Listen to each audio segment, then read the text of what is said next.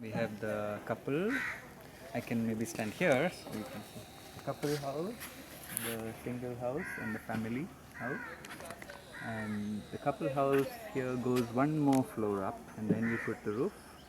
The middle house is at the roof level, and we will start building the roof now. And then the family house at the far end goes two more floors up. So that's at the first floor level, and we are starting to build the walls up there. At the back of the structure, we have. Should we walk and I'll show you?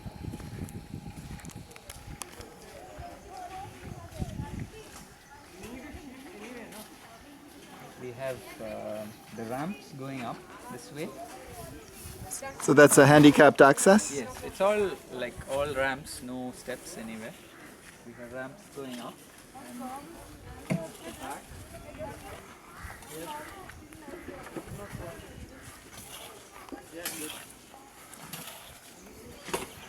We have a large hall here, which is a shared space for the three houses. And the hall has a fireplace and a children's play area and a small corner for guests to stay. Like it's like a guest bedroom also. So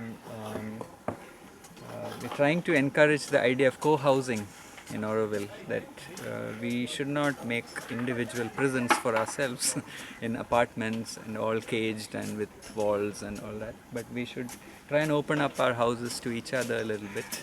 And you have a laundry or shared facilities like that? Towards the far end, we have a room, which is the systems room. You can see the door there at the far end.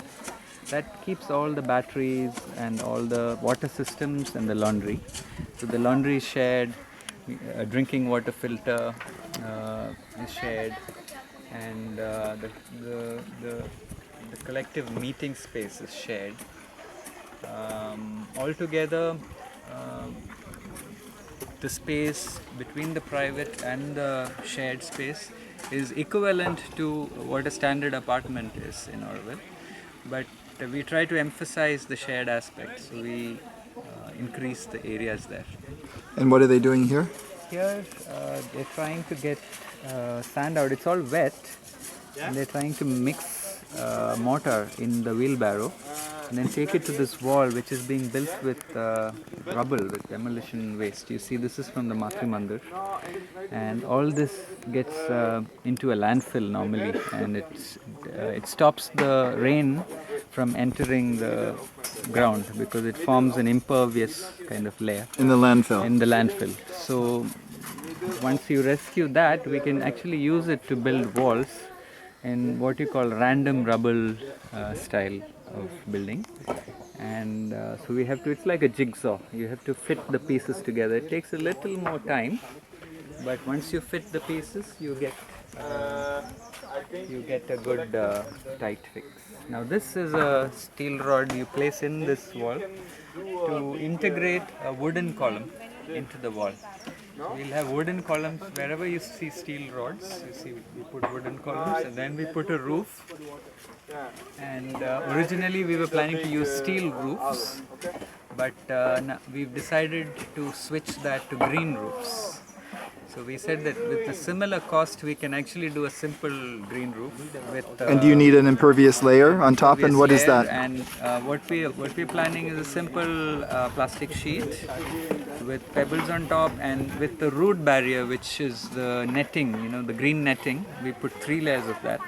That creates a barrier for the roots, and then you put grow media like broken pots. We don't use earth because we want to use the water that comes out for rainwater harvesting. So we use a grow media, which does not leach sediments into the water. And the grow media would hold the roots and allow for wild plants like flowering plants, the hardy variety which grows even in the summer on the roadsides. But wouldn't it evaporate too quickly for the water? plants? Yeah, from the media, from the grow media. If it's running through and then evaporating, Yeah. would the plants be able to survive still? The You'd grow have to media water tends them. Tends to soak. We've made a small sample in International House. We made a patch, and we realized that there is moisture, And you know, in the summer, in the peak of summer, they dry. They dry out the plants, and then the first rain, they are back again. It's pretty much like you see on the roadside. It's all very dry in the summers, and then But suddenly they're grasses that come back. yeah, they just come back in the rain, and we found that is better than actually farming on the roof. So here they're actually putting the mortar in the groove.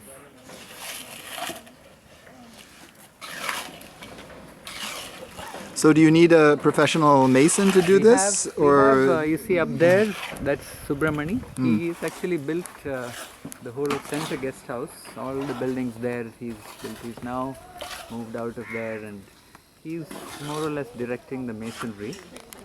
And with small issues, he's more like a trainer. He trains the volunteers how to handle and how to apply.